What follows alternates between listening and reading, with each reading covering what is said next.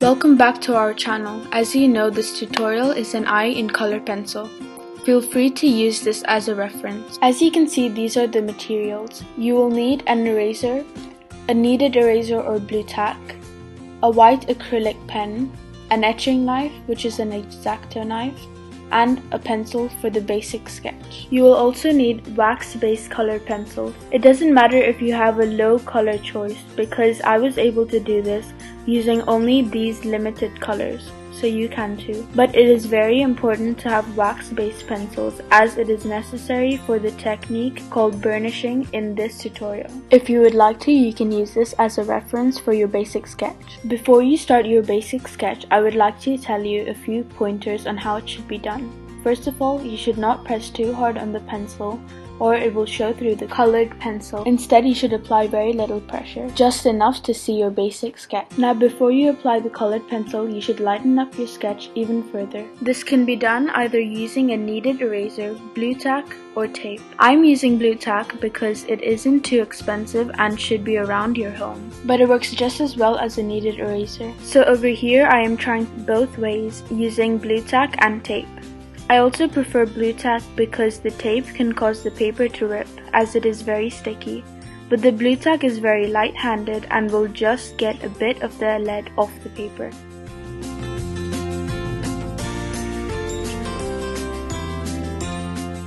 For this tutorial, I am using this method called burnishing. This means the eye will be made up of lots of light and light layers. This means you can gradually develop the details, but after you burnish, you cannot add additional layers on top, but you can only glaze, which you will see in some time. So here I'm going to show you how to burnish. Like I said before, you start with a very light layer. Of the lightest color you can identify in the eye. As you will see later, the skin is a bit grainy because I didn't put enough color on the paper before burnishing it. It is very important to remember that when you burnish, you should put lots of color on the paper before you do this. This is because that if you don't put enough color onto the paper and burnish, that the painting will look a bit grainy and not really smooth. So after I've put the lightest layer that I can identify on the picture of the eye, I'm just adding a few more layers, slightly darker ones, and just constantly adding light layers just to add to that color and burnish it. If you know what burnishing is, you know that you haven't done it yet.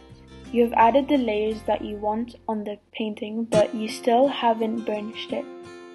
Once you're happy with all the colors that you've placed on the paper, you can start to burnish it. And you can do this by just adding more pressure to the pencil. You can either use white or the color that you are using for this painting. For example, you can use blue. As you're using burnishing in this colored pencil drawing, you should try your best to preserve the highlights. Although, as you will see in some time, I will show you how to pick off some highlights just so you can get really nice details. You should notice that I'm just gradually adding layers, light ones on the bottom and darker where it needs to be on top. Like I said before, you can pull off the highlights later using an X-Acto knife. Now I'm just showing you that once you burnish, you cannot add lighter layers on top and highlights, especially highlights with white. So instead what I use is an acrylic gel pen or just an acrylic pen, and as you can see, it really brings out the highlights on the burnished colored pencil. You can see that some of them are opaque and some of them can be really bright.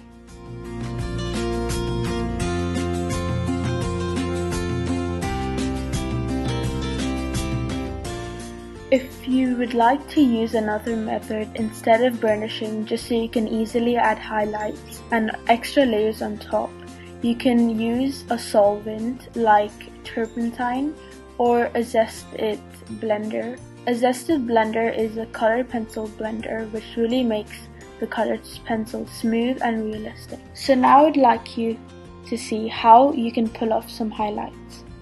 So as you saw, I'm using an X-Acto knife and just pulling off the highlights.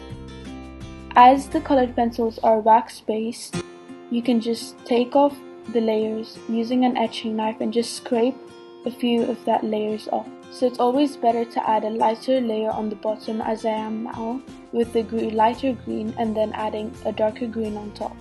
Whereas in the first one, I only added a darker green. So you can see it really brings it out even more if you add a lighter color pencil on the bottom.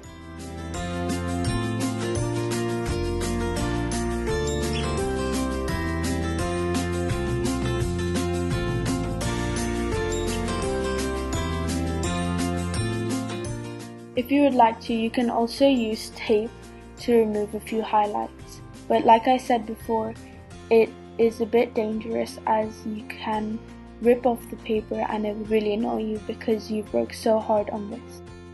Now you can see I'm just adding highlights using that white pen. When you're shading and burnishing, you should use the side of the pencil just so you can not add too much pressure but just very lightly glaze the entire page. This also ensures an even color on your page. Sometimes when you don't use the side of your pencil for even pressure, so the color would not be even and it would be darker in some areas and lighter in other areas. If you're going for realism, it is also important that you make sure to add color to the white of the eye. So you can add a bit of warm grays and a bit of red just to make it look realistic. Using the side of my pencil, I'm adding a light skin color. I'm using a brown to add a few contours and darker shading. Since I've added enough color onto the paper, I'm starting to burnish it out with a light peach and a bit of white. I'm just doing this by adding a lot more pressure onto the paper using my colored pencil.